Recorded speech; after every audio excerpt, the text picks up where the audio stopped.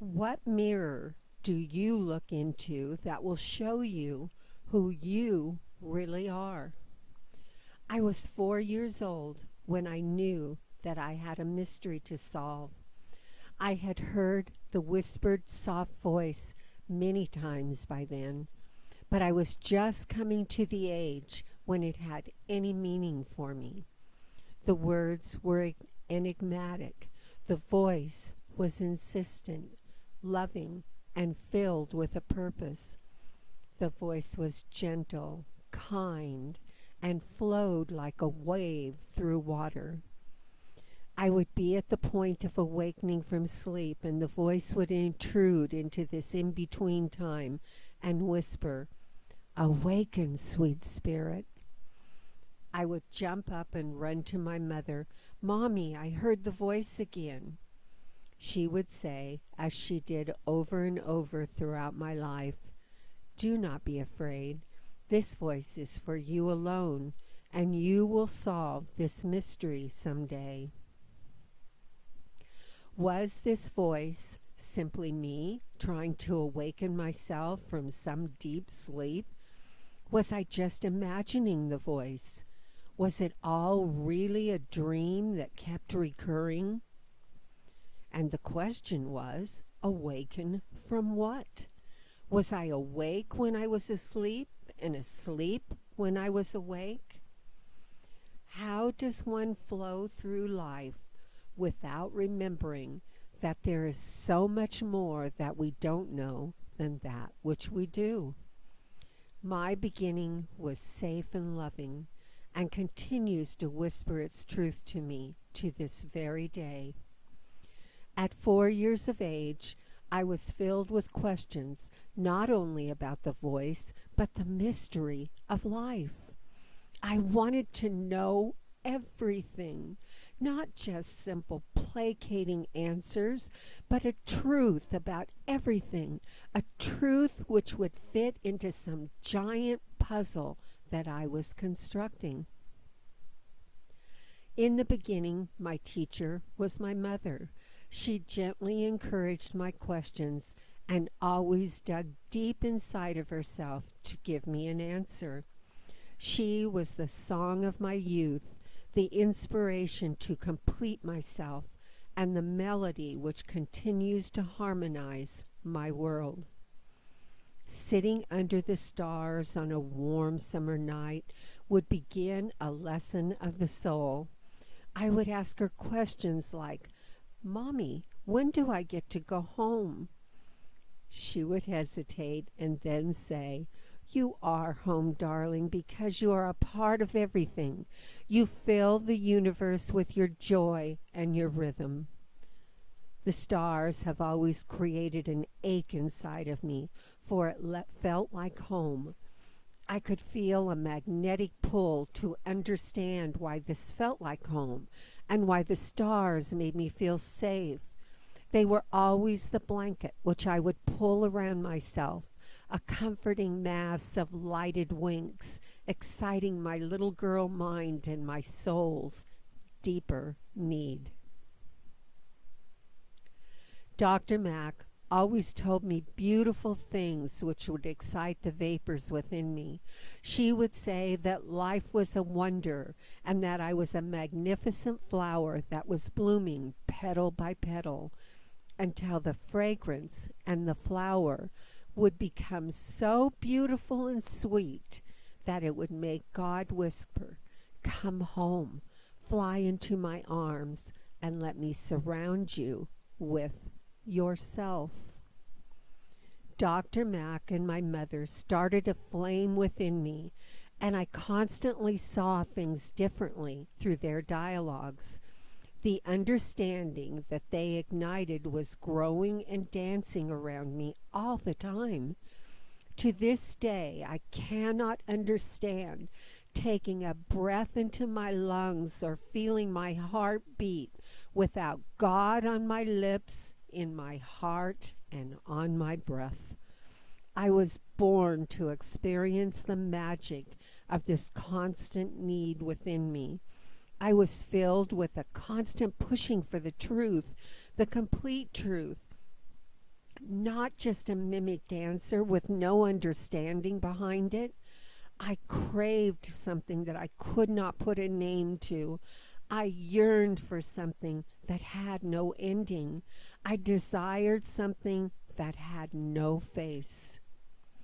I wandered through the days of my childhood, gathering this truth like the fruit from a tree, plucking and nourishing my soul with the colors, harmony, and elixir of Spirit's call. My retreat has always been back to the inner spirit, the flower which was opening petal by petal within me. Little did I know that each failure from normalcy was a beautiful dewdrop on the leaves of my inner flower. I was in training for the Spirit Express, which was awaiting me down the line. When I would tell Dr. Mack about my failure to be normal, she would say, "You are not a failure. You are a gatherer, an experiencer of truth, a wondrous collection of atoms which will someday whirl itself back to the center of its original being." I would cry and she would laugh. She was an erect obelisk of profound truth, my precious guru, who placed my feet on a path to the pinnacle of understanding. How could I ever thank her enough for all that she had given? She would tell me stories, give me examples, and speak with a frequency which would awaken something deep inside of me. She told me that spirit cannot fail, for spirit is spirit, and spirit it will always be. It is an essence and vapor which has only the highest purpose. No matter what it is, its goal is always to transform itself back to its truest essence and vapor, which is spirit. Spirit can become many things, but it cannot become what it is not. The underlying truth is always spirit. It always encompasses all that God is, and it is the gift of this all that is spirit. You are everything, and everything is you. I loved my guru, Dr. Mack, with all my heart. She was the rock upon which my spirit was built.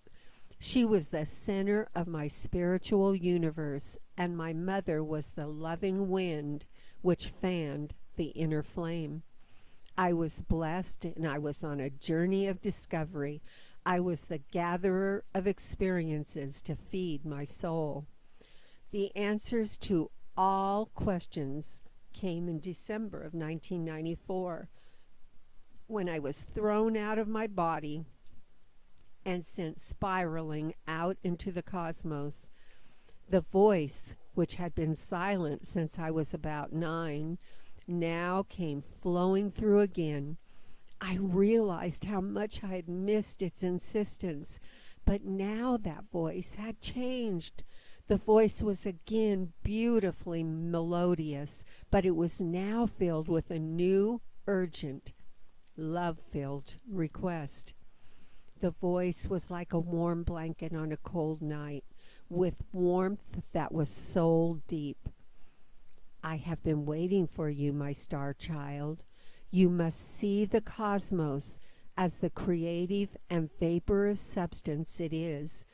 You must seek the truth in the religious texts wherein the truth is hiding for you to find. Symbols will be your new language, and you will help change the world. The voice became silent, and I looked at what was all around me in the cosmic splendor of our solar system and beyond, into worlds yet to be known. Symbols were flashing around me, and faces would appear and disappear. A very pronounced sound, which was an expansion and contraction like a heartbeat, encompassed the space around me. How can I define and explain this in relationship to who I am and what I see in the mirror? What mirror could ever capture the flashing colors, harmonious movement, or cosmic dance which is being enacted in the space before my eyes. What do I do with this knowledge? And how can I help change the world? What new hat is this? And how does it define me as a person? As the symbols were flashing around me and moving in a cosmic dance of change, the voice came forward again, my lifeline in a deep sea of whirling etheric particles and nebulous ethers. You are the one who awoke from the deep sleep. You are the one chosen to overcome the obstacles and barriers of a world spinning out of control. You will doubt many times that what you are discovering is pertinent. But remember, you must see beyond the limited mirror and into the deep space of your own personal stargate. There is where you will find your starborn nature, and there you will find the only mirror whose reflection is pertinent to all life. So I ask you, what mirror do you look into to see who you really are? Look into the cosmic mirror, where you will see reflected back to you all that you are. The cosmic dance is enacted in your personal temple, your body, at every moment of every day. You are alive. You are the dance. You are the beautiful colors of the cosmic tapestry. You are the finite expression of the infinite beauty, and you are the glorious reflection of your personal sun.